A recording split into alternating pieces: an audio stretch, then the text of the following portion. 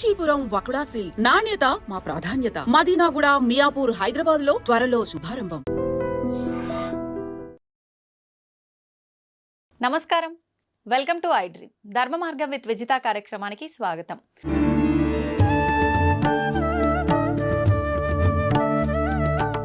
ఇప్పుడు మానవ జన్మ తీసుకున్నాము అంటే మీరు అన్నారు ఇందాక, నేను పాపిని అని చెప్పి ఆ భ్రమలోనే ఉంటుంటారు అని చెప్పి.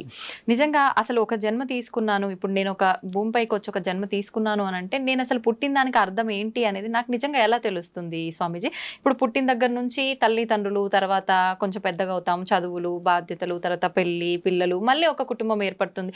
వీటిల్లోనే కొట్టుమిట్టాడుతూ ఉంటాం. అసలు నా జన్మకు అర్థం ఏంటి అని అంటే ఏంటి అని చెప్పొచ్చు? ఎలా అద్దంలో చూసుకొని అట్లా అనుకోకుండా ఈ అద్దంలో కనపడుతున్న నేను అని పిలువబడుతున్న వాడిని ఎవడిని చిన్నప్పటి నుంచి తల్లిదండ్రులు సునీత, సీత, రామయ్య, సుబ్బయ్య అని వాడిని పేర్లు పెట్టి పిలుస్తూ ఉంటే విని విని విని నా పేరు ఇది అనుకుంటున్నాడు జీవాత్మ.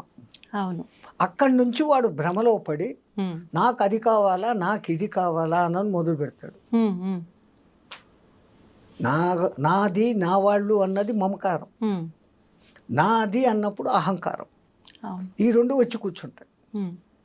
ఈ రెండింటిని తోలేసి నిన్ను నువ్వు గుర్తించుకొని ఎందుకు ఈ జన్మలోకి వచ్చాను, దీన్ని మళ్ళీ పునర్జన్మ అనేది లేకుండా ఈ జన్మనే కడసారి జన్మం చేసుకునే ప్రయత్నం చేయాలి అనే దానికి అవకాశం ఇచ్చేదానికే పరమాత్ముడు మనకు ఇంతకుముందు జన్మల్లో చేసిన పాప ఫలితాల, పుణ్య ఫలితాలకు కొన్ని యమలోకంలో శిక్షలు, స్వర్గం లోకంలో ఆనందాలు ఇచ్చి మిగతా బ్యాలెన్స్ ఇక్కడ నువ్వు అనుభవించు. అట్ ది సేమ్ టైం ఇవి కాదు, నేను ఈ జన్మలు ఎన్ని ఎత్తుతాను, ఎన్ని పోతా ఉన్నాను, కావలసింది నాకు ఆ మోక్షము అనే ముక్తి అనే విషయానికి పోవాలా అని మన పెద్దవాళ్ళు చెప్తారు. మరి పూర్వజన్మలు మనకు గుర్తులేవు, రాబోయే జన్మలు గుర్తులేవు. అసలు అవి ఉండాయా లేవా అని చాలామంది విపరీతంగా అంటారు. కొంపదీసి పరమాత్ముడు మనకు పూర్వజన్మ జ్ఞానము, భవిష్యత్ జన్మ జ్ఞానము ఇచ్చాడు అంటే ఈ జన్మ కర్తవ్యాలు మనం ఏమన్నా చేయగలమా? అసలు అదే ఆలోచిస్తూ ఉండిపోతాం. 24 గంటలు ఆ ఆలోచనే. అవును. 12 గంటలు గత జన్మ గురించి, 12 గంటలు రాబోయే జన్మ గురించి. అంతే. మళ్ళీ ఈ వర్తమానాన్ని నువ్వు ఏం చేసుకున్నావు? నీ చేతులారా నువ్వు పాడు చేసుకున్నావు. అందుకని పరమాత్ముడు మనకు ఆ మాయ కల్పించి ఉన్నాయి అన్న సూచన ఇస్తాడు. అది వేదంలో రాయబడి ఉంది. క్షీణే కర్మ పునర్జన్మతి. పుణ్యాలు నశించినా స్వర్గం నుంచి కూడా తరిమేస్తాడు.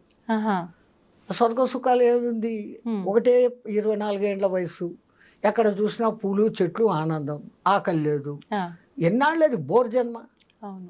అక్కడికి వాడికే పిచ్చి పెట్టి నేనే పోతాను రా అంటాడు. అట్లాగనే నరకంలో హింసలు. కానీ అసలైన హింస ఆ కర్మలన్నింటినీ మళ్ళీ ఇక్కడ నువ్వు అనుభవించేదానికి పంపిస్తాడు. మనం ఏ ఇత్తనం నాటితే ఆ పండే వస్తుంది కదా తల్లి. అవును స్వామిజీ.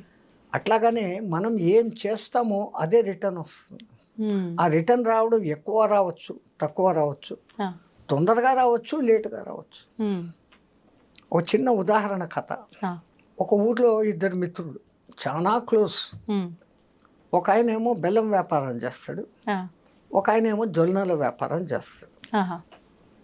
ఈ బెల్లం వ్యాపారి కనింగ్ ఫెలో. తన సొంత అత్తమామలు వచ్చినా, అమ్మ నాన్నలు వచ్చినా కానీ తూకంలో మోసం చేసి అమ్మేది వానికి జన్మ తక్ వాటిలో పేరుకుపోయింది. జొన్నల వ్యాపారి నికార్సు, ఏదో తనకు వచ్చే లాభాన్ని చూసుకుంటాడు. బెల్లం వ్యాపారికి లాభం వస్తుంది, వాడు లాభంతో తృప్తి పడకుండా అధిక లాభానికి తూకంలో మోసం చేసేవాడు. దురాశ అక్కడ ఉంది. తూకంలో మోసం చేసేవాడు. ఒకసారి ఈ జొన్నల వ్యాపారికి బెల్లం అవసరమైంది. ఈయన దగ్గరికి వచ్చాడు. 1 కేజీ బెల్లం మీరా ఎంత అన్న, ఇంత అన్న, డబ్బులు ఇచ్చాడు.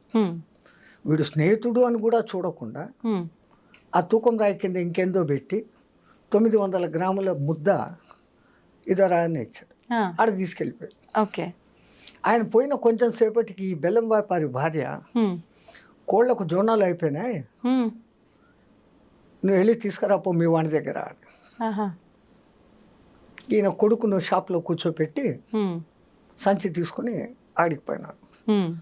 ఒరే 1 కేజీ జొన్నలు లేరా, ఎంత, ఇంత ఇచ్చాడు. ఈయన లోపలికి పోయి సంచిలో జొన్నలు తెచ్చి ఇచ్చాడు. వీడికి కన్నింగ్ ఫెలో కదా, అవును. ఆ చేతిలో పట్టుకోగానే ఇదేమో కేజీ ఉన్నట్లు లేదే అనే డౌట్ వచ్చింది. ఆ, ఒక దిక్కు స్నేహితుడు మంచోడు, వాడు మోసం చేయనోడు అని తెలుసు, అవును నేను మోసగాడన్న సంగతి వీనికి తెలుసు, తెలుసు. అయినా డౌట్ వచ్చింది. వాడి బుద్ధ లాంటిది కాబట్టి. దారిలో పోతా పోతా ఒక ఎలక్ట్రానిక్ తూనిక మిషన్ ఉంటే అక్కడ పోయి చూశాడు. ఆ, 900 గ్రాములు ఉంది. ఉమ్, అన్న ఉమ్, అని మళ్ళీ ఇంకో 2-3 తీసుకొని వాడి దగ్గరికి పోయినాడు. ఆ, నువ్వెంతో నిజాయితీ పరుడు అని అందరూ చెప్తారు, ఆ, స్నేహితుడిని, ప్రాణ స్నేహితుడిని నన్నే మోసం చేస్తావా, ఉమ్, ఏమైందిరా అన్న. ఏ ఇది 900 గ్రాములే ఉంది, ఉమ్, నా తప్పేం లేదు, నువ్వు వచ్చి జొన్నలు అడిగే సమయానికి నా కేజీ రాయి కనపడలే, ఆహా, ఇంతకు ముందే నీ దగ్గర బెల్లం తెచ్చుకున్నా కదా కేజీ బెల్లము, ఉమ్, ఆ బెల్లం నాడపెట్టి తూకం వేసి ఇచ్చిన, నువ్వు ఇచ్చిన కేజీ నీకు ఇచ్చినాను అన్న. ఇప్పుడు వీడు తేలు కుట్టినా అంతే. తో జో గియా ఓ భరేగా. కరెక్ట్ గా ఎలా బుద్ధి చెప్పాలో అలా బుద్ధి చెప్పాడు. బుద్ధి ఇంకో మాట చెప్పాల్సిన పనిలే, లేకుండా. వీడు చెప్పలే, వీడికి అవును, నేను మోసపోయాను, బెల్లంలో నాకు తక్కువ ఉందన్న సంగతి తెలుసు, వాడు నిజాయితీ పరుడు, అవును అవును. అడిగి తెల్లే, ఉమ్, ఆడిచ్చిన బెల్లం వానికి ఇచ్చాడు ఇచ్చాడు. తూకం. ఉమ్, తో జో బోయగా ఒయి పల్పాయగా, అంతే. ఎవడు ఏం చేస్తాడో వానికి అదే అదే. వస్తుంది. ఇది చెడ్డ చేస్తే ఇట్లా, ఓకే. అట్లాగానే మంచి చేస్తే. ఉమ్, ఒక డాక్టర్ ఫ్యామిలీ ఎవరో పెళ్లికి ఎక్కడికో పోయారు కారులో, ఆ, పెళ్ళి అయిపోయింది, రిటర్న్ వస్తాను, ఉమ్, రాత్రి 7:30-8 అప్పుడు వాళ్ళ కారు నడి రోడ్లో ఉమ్, జంగల్ మధ్యలో చెడిపోయింది, ఓకే. ఆగిపోయింది. ఆ, వచ్చే కార్లను పోయే కార్లను ఆపుతూ ఉన్నారు, ఉమ్, ఒకడు ఆగడం. 9 అయింది, 10 అయింది, ఉమ్, వీళ్ళకు భయం, ఈ అడవిలో నుంచి ఏ జంతువులు వచ్చి చంపుతాయో, ఏం చేయాలా అంటున్నప్పుడు ఒక సైకిల్ మోటార్ వచ్చి ఆ, వెళ్ళిపోకుండా వాడంతా వీళ్ళు ఆపకుండానే ఆపారు. ఆహా, ఏంటమ్మా ఇంత రాత్రి ఇక్కడ ఆగారంటే మా కారు చెడిపోయింది, ఉమ్, మీ అదృష్టం, నేను మెకానిక్ను, ఉమ్, బయనట్ ఎత్తండి అన్నాడు. ఉమ్, బ్యాగ్లో ఉన్న తన టూల్ బ్యాగ్స్ తీసుకున్నాడు, ఉమ్, ఒక అరగంట పోరాడి దాన్ని రిపేర్ చేసి రెడీ చేశాడు. ఆహా, వీళ్ళు నాయనా మా ప్రాణాలు కాపాడావు, ఉమ్, నీకెంత రిపేర్ ఛార్జ్ అంతో చెప్పు, దానికి 2 ఇస్తామని. నేను మెకానిక్నే, మెకానిజం చేశా, అవును. నా షాపుకి వచ్చి చేస్తే నేను ఛార్జ్ తీసుకుంటా, ఉమ్, ఆపదలో ఉన్నవాడిని దగ్గర నేను పైసా తీసుకోను, ఇది మానవుడికి మానవుడిగా చేసిన సాయం, దీంట్లో నేను డబ్బులు తీసుకోను అన్నా. ఆ, అటు బండి వేసుకొని వెళ్ళిపోయాడు, వీళ్ళు వెళ్ళిపోయారు. ఉమ్, ఓ 4 years ఈ డాక్టర్లు ఇంకా ఇంకా ఫేమస్ అయిపోయినారు. ఆహా, ఒకరోజు ఒక క్రిటికల్ కేసు వచ్చింది, ఉమ్, వాళ్ళు ఆ కేసును చూడంగానే కనుక్కున్నారు, ఉమ్, మాకు రిపేర్ చేసిన మెకానిక్ ఈడే అని. ఆహా, ఆయనకి యాక్సిడెంట్ అయ్యి తల ఛిద్రం అయిపోయింది, ఓకే. బతికే ఛాన్సులు లేవు, ఆహా, వేరే హాస్పిటల్కి తీసుకుపోతే మేము చేయమని అంటే ఇక్కడికి తీసుకుని వచ్చారు, వీళ్ళు మంచి ఫేమస్ కదా. ఉమ్, వాళ్ళు చూసి వాళ్ళ శాయశక్తులు అన్నీ ఉపయోగించి ఆ, కోమాలోకి ఇంకా చచ్చిపోయినాడు అనుకున్న వాడిని ఉమ్, ఎట్లాగో అట్లా లేక బతికిచ్చారు.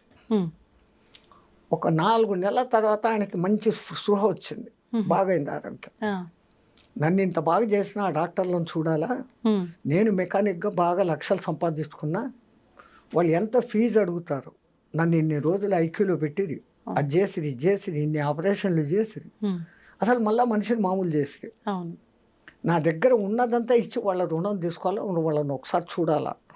వాళ్ళు ఇద్దరు వచ్చారు, ఉమ్, అయ్యా మీ ఫీజు ఎంత అయిందో చెప్పండి, దానికి డబుల్ నేను ఇస్తాను, నా ప్రాణాన్ని నిలబెట్టారు. అవును.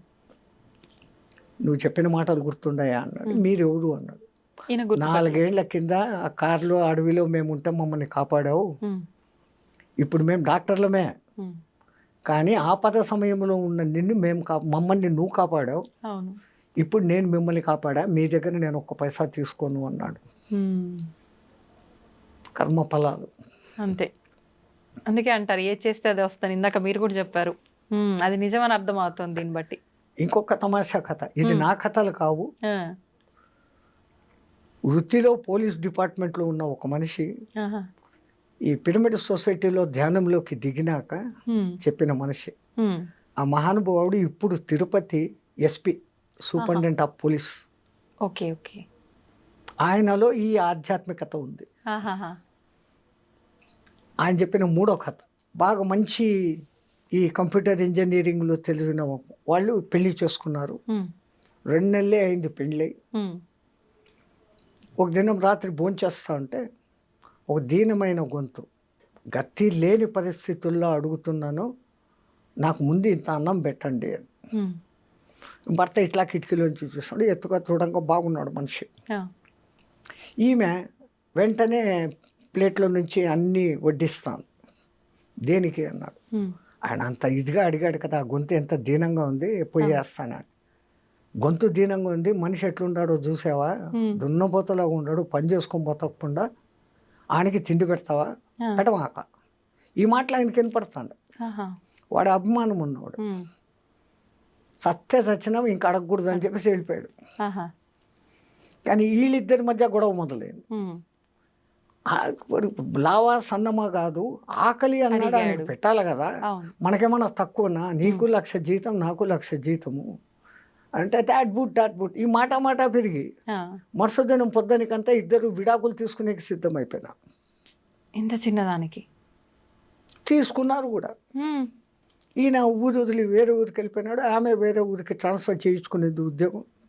ఒక 6-7 months 8 months తర్వాత ఆమె ఇంకో పనిచేస్తున్న ఆఫీసులోకి ఒక పై ఆఫీసర్ ప్రమోట్ అయ్యి వచ్చాడు.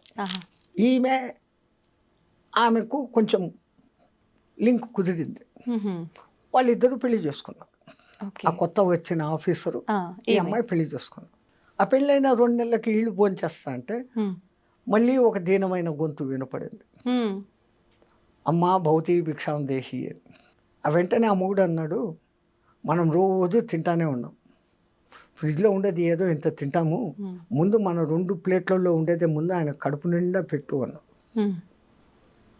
ఆ మొగుడు చూస్తే అట్లా, ఈ కొత్త మొగుడు ఇట్లా, దేవుడు నాకు సరైనది ఇచ్చాడు, వాడిని పంపించేశాడు, మంచిదైంది అని అనుకొని సంతోషంగా అంతా కట్టి అది తీసుకొని పోయి వేసేటప్పుడు వాడి ముఖం చూసింది. చూసేసి వేసేసి కళ్ళు మూసుకొని ఏడుచుకుంటూ వచ్చింది లోపలికి. కొంపదీసి ఈయన మొదటి మొగుడు కనుక్కున్నారు.